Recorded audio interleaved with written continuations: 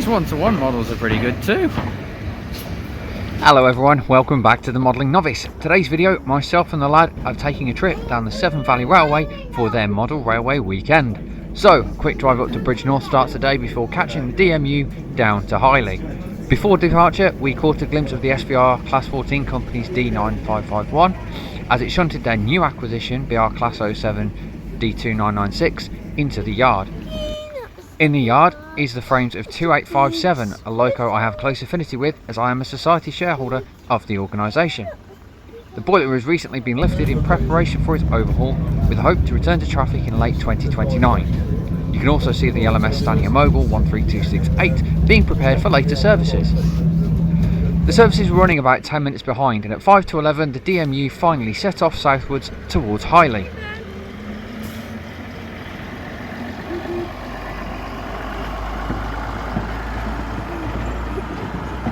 At 11:20, the train reached Highley station, where we got off the train and headed towards the engine house for the Model Railway exhibition.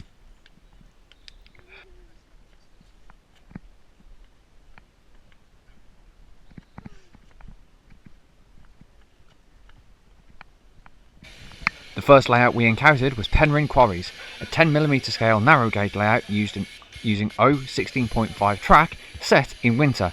I think I've seen this before, or at least part of it, at the National Festival of Railway Modelling. It's incredible to see winter scenes so well depicted. Most scenery tends to be modelling spring and summer. Penryn is based on the Carnarvonshire quarry line at sometime around the turn of the 20th century. All of the buildings have been built to mimic the real ones that were dotted around the line, and the rolling stock is all 3D printed. It was nice and warm outside, but seeing this made me shiver. Working in those conditions must have been really awful.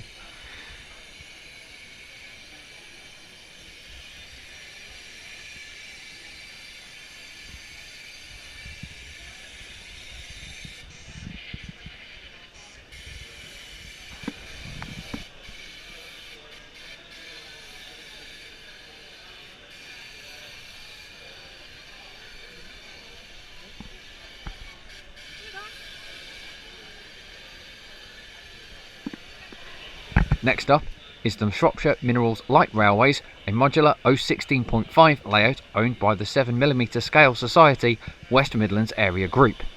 This is a little vague on its exact location, allowing for flexibility in module and rolling stock design. Locomotives are typically bashed using 00 gauge 040 and 060 chassis.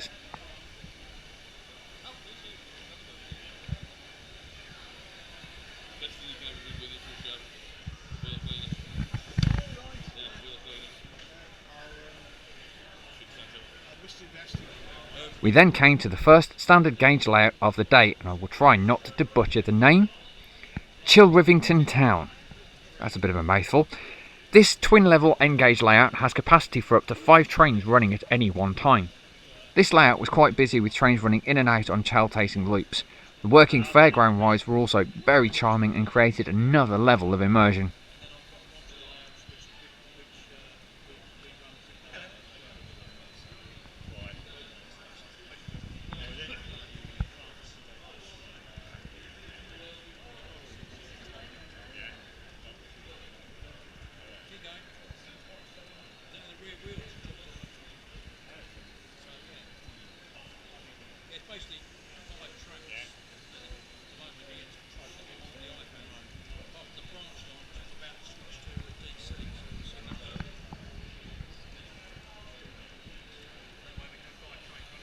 Following on, we come to Dot Hill in 00, presented by the youth members of Telford Railway Modellers Group.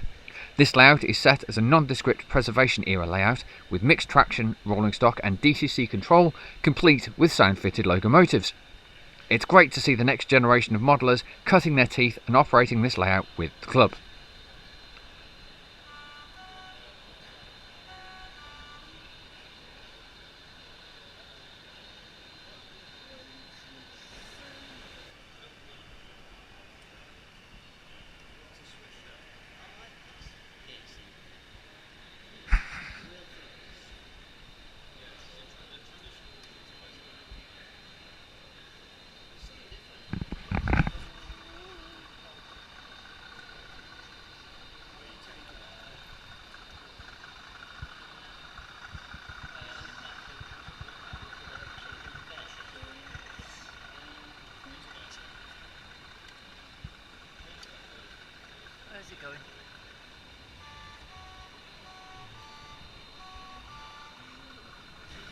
Next door was Túl Llygorren, an N-gauge suitcase layout built by TMRG member Darren Capps. This charming little village scene shows what is achievable in such a tiny space. Micro layouts like this never cease to amaze me, even with the confinement such a build brings.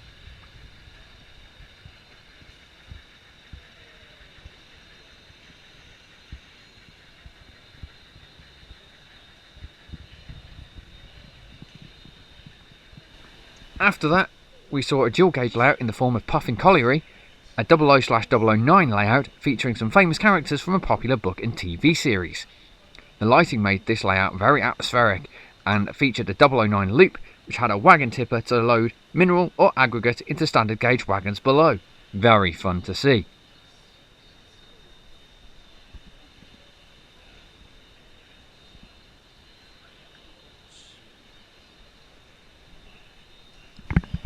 Moving on, we come to Roxby Town, another large N-scale mainline layout in the modern era. This had intercity and local passenger services, a freight yard at the rear and a depot at the front, so lots of operating potential here. The lighting really gives it current urban industrial feel, especially with the warehouses and the power plant across the back scene.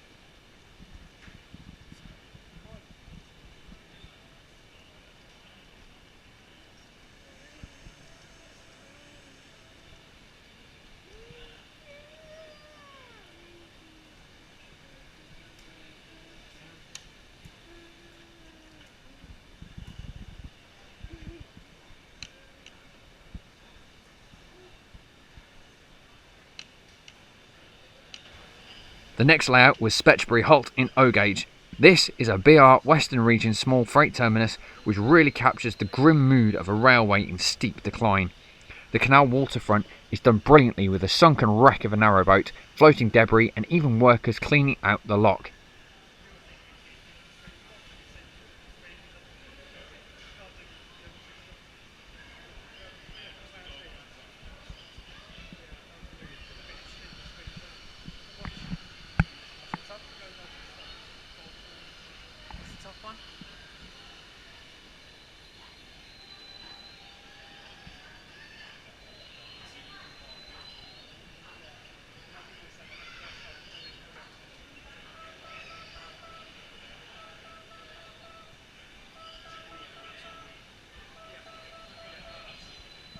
To the left of the layout, above the field yard, is a farmer's field with a sheepdog chasing livestock around, which I just managed to catch before Gremlins struck.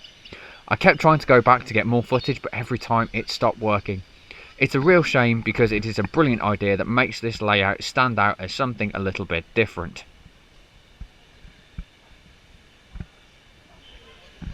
Next door to Spetchbury Halt sat the giant SVR themed 00 layout from Birmingham MRC, depicting Highley and Arley stations on the real railway outside, with a viaduct section in between.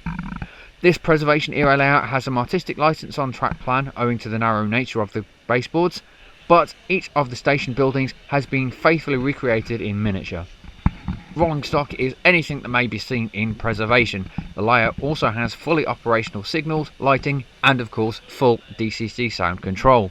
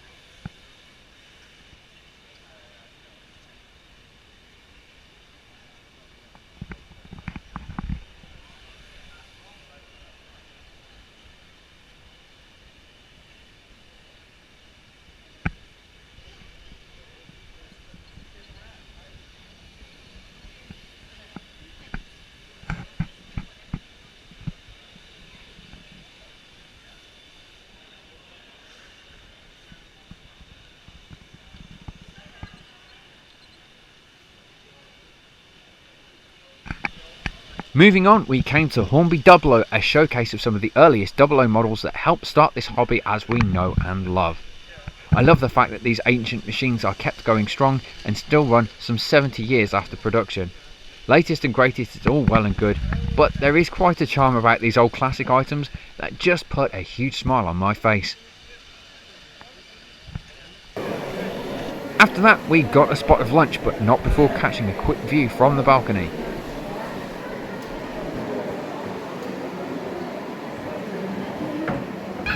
After lunch, I let the youngster let off some steam in the play area, whilst the Class 52 Western passed the engine house into Highley station.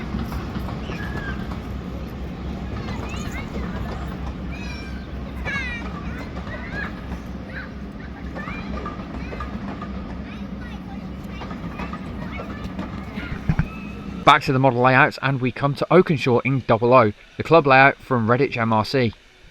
This BR changeover layout depicts a busy town station with many little scenes played out, including shops, garages, even the inside of houses. The level of detail on this is incredible and really captures the point where the bell is tolling for the age of steam as it makes way for the shiny new diesel traction.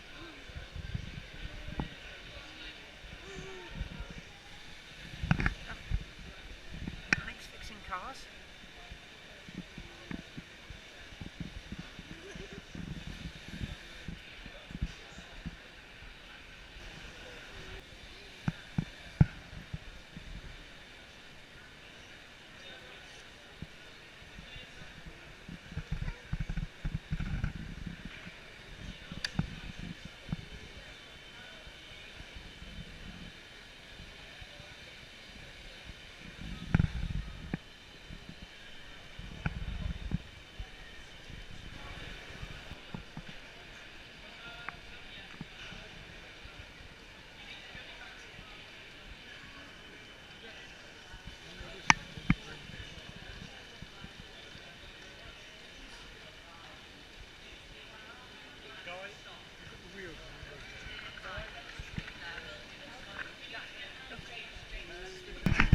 Next up, also in 00, is Daisy Lane TMD. This layout has quite a large social media following, and all the bells and whistles that make this layout truly immersive.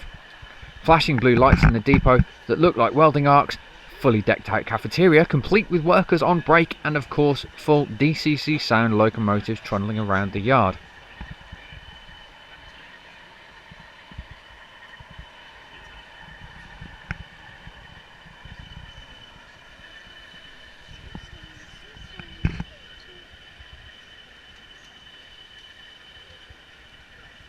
People in the cafeteria eating lunch.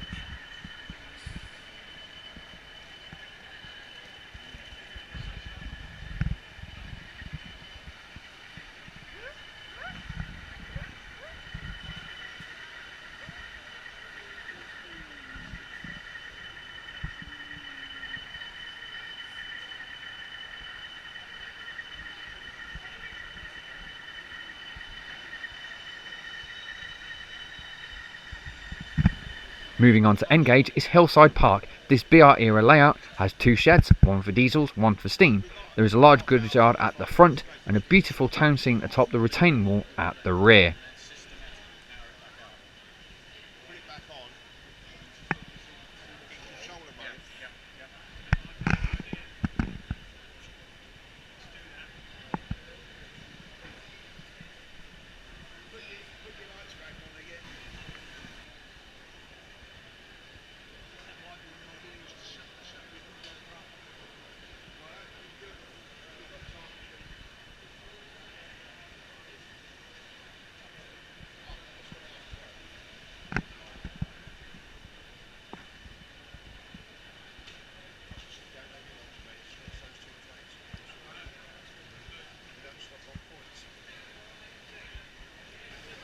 Next up is the second classic Hornby 00 layout, Sunshine from the Cotswold. This layout has rolling stock of the later 2-rail variety with the very early style couplings.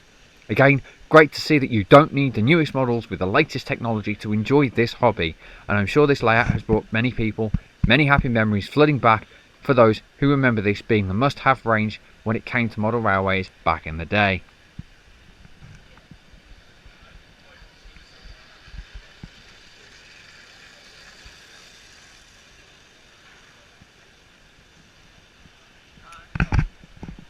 Sticking with double O but moving to live steam power, the Live Steam Roadshow had their demonstration layout in attendance. It never ceases to amaze me that they genuinely miniaturised the concept of a working steam engine. Now, Hornby's range was rather short-lived, it was incredibly expensive, and these are genuinely complex machines, let alone models.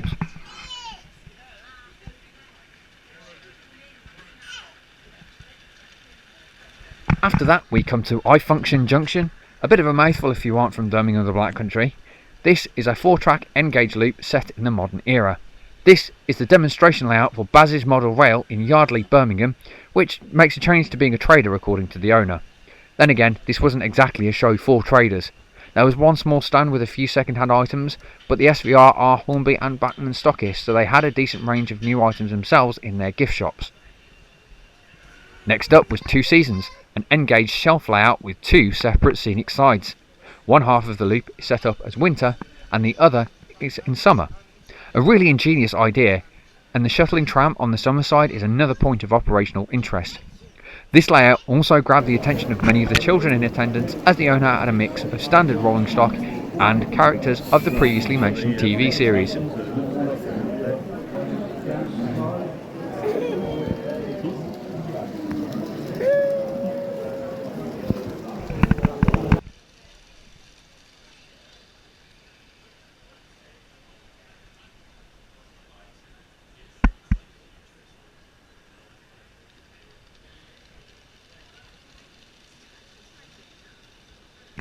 Moving on, we reach Tsurunomichi, a Japanese N-scale layout.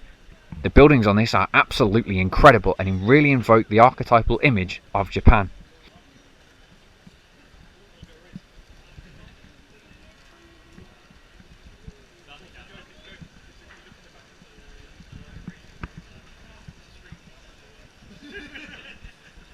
Even included are these little figurines of Totoro and the cat bus, and the cherry blossom is just delightful.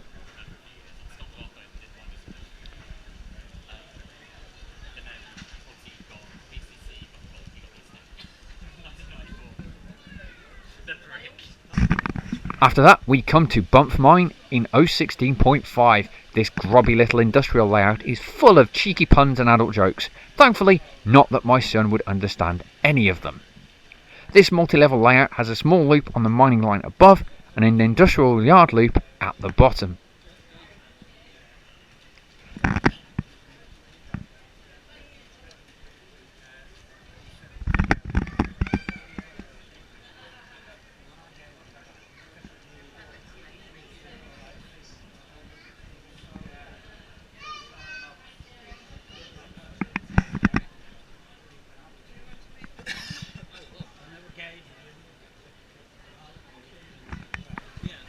Up next was the third vintage Hornby 00 layout, Memory Lane.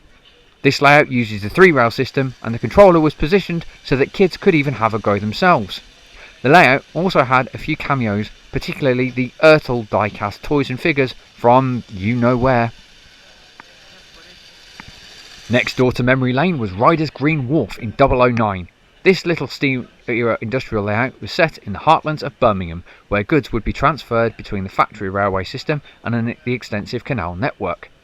This layout depicts a time when the canal wharf has now become disused, and it won't be long before the railway follows suit, as road transport and mainline railway systems took over.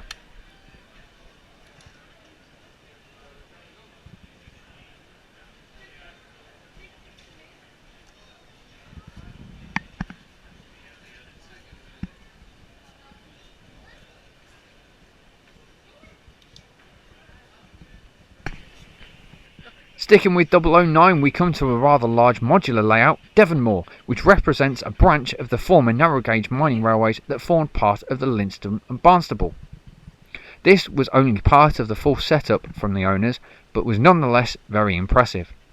The Devonshire countryside and the downs were captured beautifully, and the Lancey Brook Viaduct is just stunning.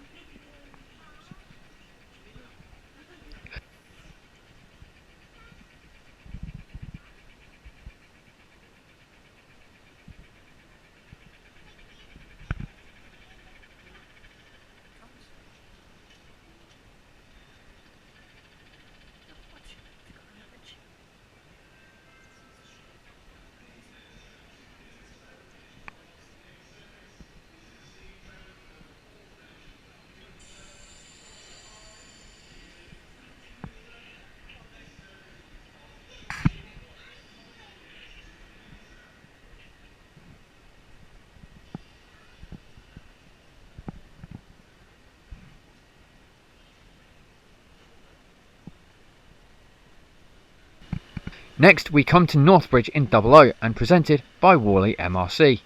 This imposing layout has a huge station, a TMD and turntable, and was fully DCC controlled. It represents a busy heritage railway station and is loosely inspired by Bridgnorth on the Severn Valley Railway.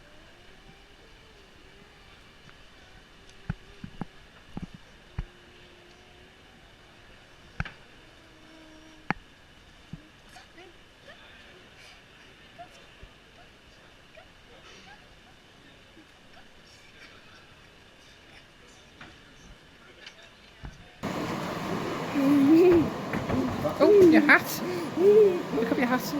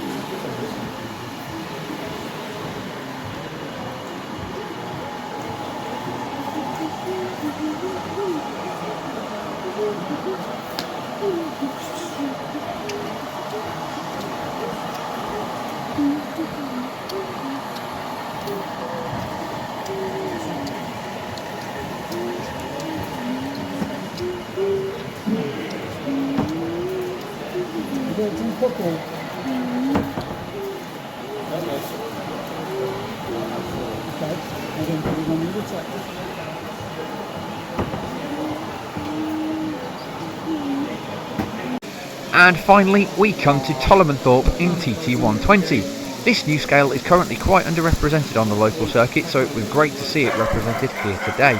Little Terriers are so charming in this scale. I can't wait to see what comes next in the near future.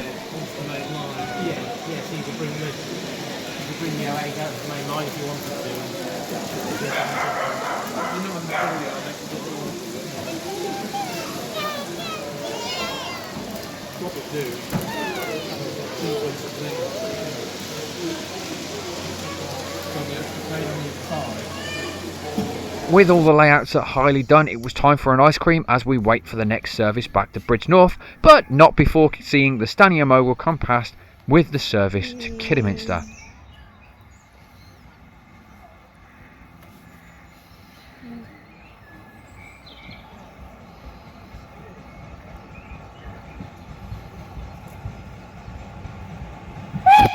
And yes, the whistles made us both jump.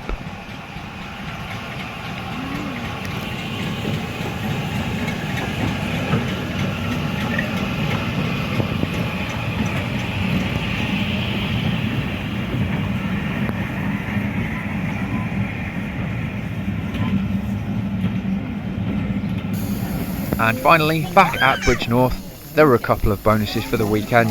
There were a couple of steam traction engines that were ticking over in the car park, and a tent with Hornby Doblo had been set up.